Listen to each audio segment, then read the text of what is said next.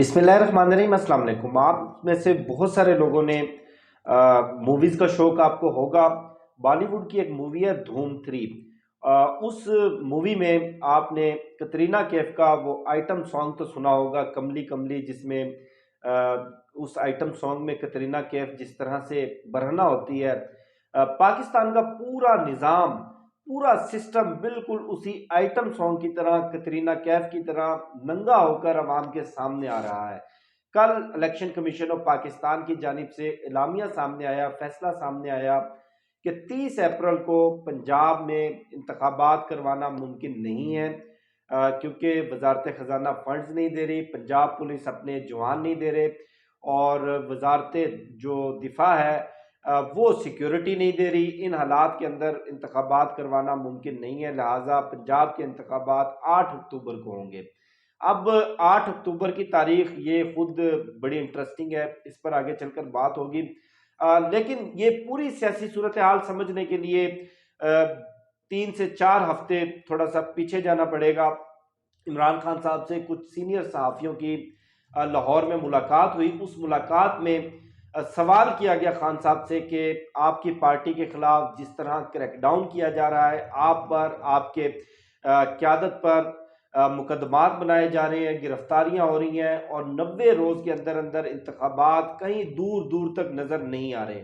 और ये सारा सियासी इंतकाम और ये सारा माहौल,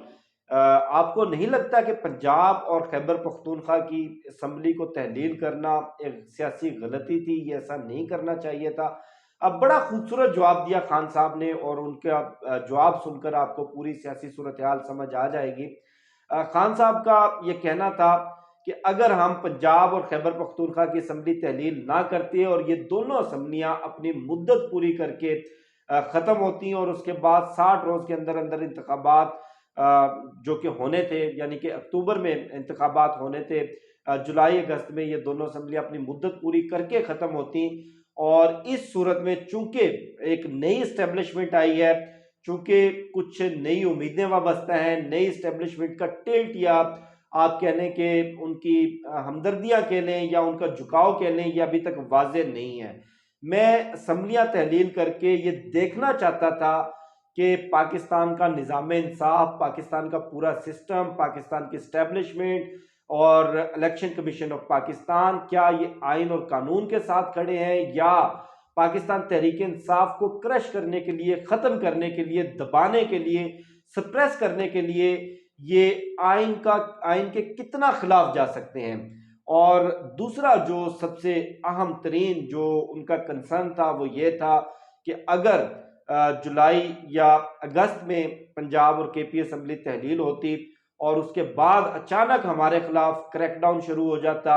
पाकिस्तान तहरीक इंसाफ की तमाम तर क़यादत को उठाकर अंदर डाल दिया जाता, इमरान खान साहब को भी गिरफ्तार कर लिया जाता, इनके खिलाफ सख्त तरीन मुकदमात बनाए जाते, तो 60 रोज के अंदर क्या हम जनरल इलेक्शन की तैयारी करते, या जो हमारे खिलाफ मुकदमात और जो सियासी इंतकाम का जो सिलसिला शुरू होता उससे निमटते। अब आप देखें कि जो पूरे पाकिस्तान में जनरल इलेक्शन है, कौमी असम्बली के जो इंतखाबात हैं वो तो अक्टूबर में होने हैं आइन के मुताबिक। पंजाब और केपी असम्बली को तहलील करके ना सिर्फ सिस्टम के और एस्टेब्लिशमेंट के, नई एस्टेब्लिशमेंट के मिजाज को समझने का मौका मिला, काउंटर स्ट्रेटजीज बनाने का मौका मिला, और बल्कि आम फहम अल्फाज में आम जो पाकिस्तानी है, आम शहरी है, उसकी समझ बूझ के मुताबिक खान साहब ने यह भी देख लिया कि ये जो रानी तोप चला सकते थे, ये जो हमारे खिलाफ जो जुल्म सितम कर सकते थे, वो सब कुछ कर गुजरे हैं। और सब कुछ कर गुजरने के बाद पूरा सिस्टम कपड़े उतार कर, अलिफ नंगा होकर इस वक्त सामने आ गया है। इस पूरी सियासी सूरत हाल में, इस पूरे आईनी बहरान में, इस पूरे क्यास की सूरत हाल में पाकिस्तान तहरीक इंसाफ की पोजीशन क्या है, तहरीक इंसाफ को क्या फ़ायदा हासिल हुआ, और जो पीडीएम की जो जमातें हैं उनकी पोजीशन क्या है, ये समझना बड़ा इंटरेस्टिंग होगा। सबसे पहले तो आप ये देखें कि 90 रोज के अंदर अंदर इंतखाबात करवाने का जो फैसला था वो सुप्रीम कोर्ट ऑफ पाकिस्तान ने दिया था, और सुप्रीम कोर्ट ऑफ पाकिस्तान के इस फैसले में और अज खुद नोटिस लेने पर कुछ जजेस का इख्तलाफ था और उस इख्तलाफ के बावजूद बेंच टूटा। 5 रुकनी बेंच ने फैसला दिया, 3-2 से यह फैसला आया और 3-2 से फैसला आने के बाद अब चूंकि बाल चलेगी सुप्रीम कोर्ट ऑफ पाकिस्तान के कोर्ट में और इस फैसले पर अमल दरामद करवाना है सुप्रीम कोर्ट ऑफ पाकिस्तान ने। अब इस पूरी सियासी सूरत हाल में मुस्लिम लीग नून को भी रियलाइज हो गया और जो इत्तेहादी जमातों का इजलास था, कल की वीडियो में भी मैंने आपके साथ शेयर किया कि मौजूदा एस्टेब्लिशमेंट 2 टोक पैगाम दे चुकी है, बदएतमादी उरूज पर है। जो एक सफ़े वाली बात की जा रही थी वो एक सफ़ा कब का फट चुका है और जो माशी बहरान की सदाएं बुलंद होती थी वो माशी बहरान की सदाएं भी अब बुलंद नहीं हो रही और मुस्लिम लीग नून को भी ये खतरा था कि अल्टीमेटली हमें जुडिशरी से पंगा लेना पड़ेगा, हमें जुडिशरी को कन्फ्रंट करना पड़ेगा। और कल पार्लियामेंट के मुश्तरका इजलास में भी राना सनाउल्लाह ने जिस तरह ताक कर हमले किए पाकिस्तान की जुडिशरी पर, सुप्रीम कोर्ट ऑफ पाकिस्तान पर, और कल जो चीफ जस्टिस ऑफ पाकिस्तान का जो बयान सामने आया उसमें से कुछ लाइनें मैं आपके सामने पढ़ देता हूं। चीफ जस्टिस का कहना था कि हमने आईनी इदारों को अपने फैसलों में तहफ़्फ़ुज़ दिया है, अदलिया पर भी हमला हो रहा है, अदलिया का तहफ़्फ़ुज़ करेंगे। इलेक्शन कमीशन आईनी इदारा है जिसे सुप्रीम कोर्ट तहफ़्फ़ुज़ फराहम करेगी। इलेक्शन कमीशन को आइन के तहत अख्तियारात हासिल हैं जिसका मकसद साफ और शफाफ इंतखाबात करवाना है। अगर शफाफ इंतखाबात में बदनीयती होगी तो सुप्रीम कोर्ट मुदाखलत करेगी। सुप्रीम कोर्ट को ऑडियो टेप्स के जरिए बदनाम किया जा रहा है। हम सब्र और दरगुजर से काम लेकर आईनी इदारे का तहफ़्फ़ुज़ करेंगे। आईनी इदारों को बदनाम करने वाली इन ऑडियो टेप्स की कोई अहमियत नहीं। हम इन टेप्स पर सब्र और दरगुजर का मुजाहरा कर रहे हैं और अपने जो आईनी इदारे का जो तकद्दुस है उसको पमाल नहीं होने देंगे। कुछ इस तरह की बातें चीफ जस्टिस ऑफ पाकिस्तान की जानिब से सामने आई। अब जो पूरी इंटरेस्टिंग सूरत हाल है उस पूरी सिचुएशन में पाकिस्तान तहरीक इंसाफ इस पूरे क्यास से निकलकर विक्टिम बन चुकी है, मजलूम बन चुकी है और वो एक तरफ हो गई। अब पूरा सिस्टम, पीडीएम की तमाम तर जमातें, वफाकी हुकूमत और पाकिस्तान की जुडिशरी आमने सामने आ गई है। यानी कि जो एनर्जी पाकिस्तान तहरीक इंसाफ की पीडीएम हुकूमत, मुस्लिम लीग नून और राना सनाउल्लाह की फस्तायत से लड़ने में खर्च हो रही थी, वो एनर्जी अब पाकिस्तान तहरीक इंसाफ बचा कर रखेगी। जनरल इलेक्शन की काउंटर स्ट्रेटजी बनाने के लिए, नया सियासी बयानिया तख्लीक करने के लिए, और जो लड़ाई है वो लड़ाई बराह रास्त पाकिस्तान की जुडिशरी और जो इस वक्त इत्तेहादी हुकूमत है जिसको मुस्लिम लीग नून लीड कर रही है उनके माबैन आ गई है। अब मेरी आखिरी इतलात के मुताबिक हम भी कुछ देर पहले सुप्रीम कोर्ट ऑफ पाकिस्तान से होकर आए। सदीक जान ने वहां से वीडियो भी की, बहुत सारे लोगों ने देख भी ली होगी। मेरी इतलात के मुताबिक रात गए चीफ जस्टिस ऑफ पाकिस्तान की अपने साथी जजेस के साथ मुशावरत जारी थी। बहुत ज्यादा देर तक नहीं, अगले 24 से 48 घंटों में सुप्रीम कोर्ट ऑफ पाकिस्तान इस मामले का या तो आज खुद नोटिस लेगी या जो पटिशनें उनके पास ऑलरेडी पेंडिंग है इस केस से मुतल्लक उन पटिशनों को समाअत के लिए मुकर्रर करके इस पूरे मामले को टेकअप करेगी। क्योंकि देखिए, इतनी बड़ी आईनी खिलाफ वर्जी करना और इस आईनी खिलाफ वर्जी के ऊपर पाकिस्तान की सबसे बड़ी सुप्रीम अदालत का खामोश रहना, चुप रहना, जिसका काम आइन का तहफ़्फ़ुज़ करना है, आइन की इस खुल्लम खुल्ला खिलाफ वर्जी के ऊपर, ये ऐसा होता हुआ मुमकिन नजर नहीं आ रहा। और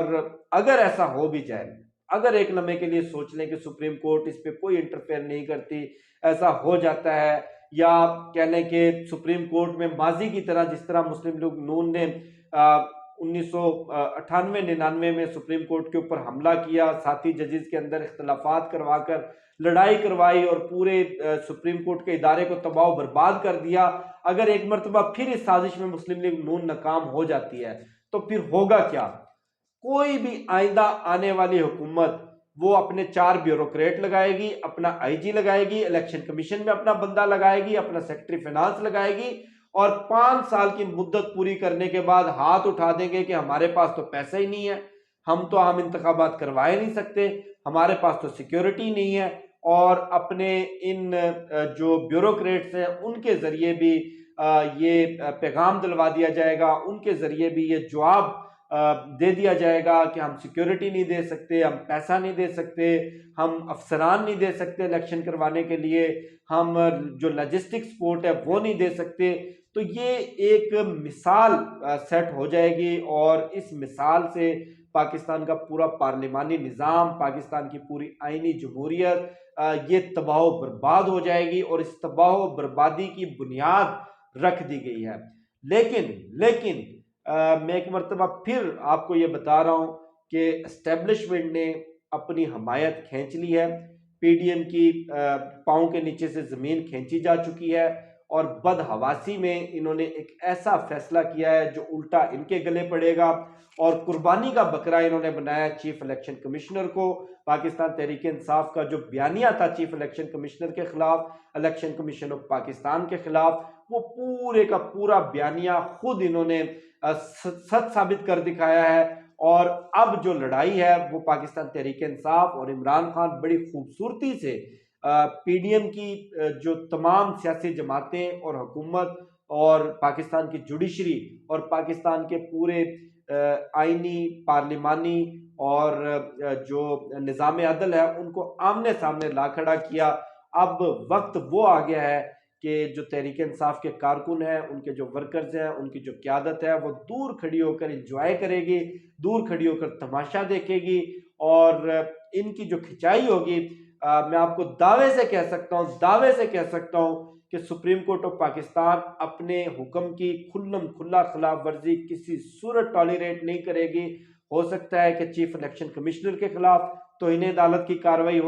हो सकता है कि बेक वक्त शहबाज शरीफ चीफ इलेक्शन कमिश्नर और secretary finance, secretary defence, IG Punjab और जिन जिन लोगों ने इंतखाबात की राह में रुकावटें डाली उन सब के खिलाफ तौहीन अदालत की कार्रवाई हो, और सुप्रीम कोर्ट इस हवाले से इस मरतबा वाजे और दो टोक फैसला देगी, और उस फैसले पे बिल्कुल उसी तरह अमल दरामद करवाएगी जिस तरह 9 अप्रैल की रात पाबंद करके तहरीक अदम एतमाद के ऊपर वोटिंग करवाई गई, और रजीम चेंज की इस पूरी साजिश का साजिश कह लें, या आप कह लें कि इस पूरे प्रोसेस का, या आप कह लें कि चलें रजीम चेंज भी छोड़ देते हैं, इस तहरीक अदम एतमाद का जो एक आईनी प्रोसेस था, आम सोफिस्टिकेटेड अल्फाज में आप कह लें, उसका बाकायदा हिस्सा बनी पाकिस्तान की जुडिशरी, पाकिस्तान की आला अदालतें। और अब वो अदालतें जो इनकी हर आइन शिकनी पर, हर गैर कानूनी काम पर, इंसानी हकूक की बदतरीन खिलाफ वर्जियों पर, सहाफ़ियों पर तशद्दुद पर, हर मामले में खामोश रही। अब इमरान खान ने बड़ी खूबसूरती से इनको आमने सामने ला खड़ा किया। आप भी इंजॉय करें, मैं भी इंजॉय कर रहा हूँ, और आइंदा चंद रोज़ के अंदर बड़ी इंटरेस्टिंग कुछ डेवलपमेंट सामने आएंगी इंशाल्लाह, वो भी मैं आपके साथ शेयर करूंगा। मुझे शफकत अली को दीजिए इजाज़त, इंशाल्लाह आपसे फिर नेक्स्ट वीडियो में मुलाकात होगी। पाकिस्तान जिंदाबाद।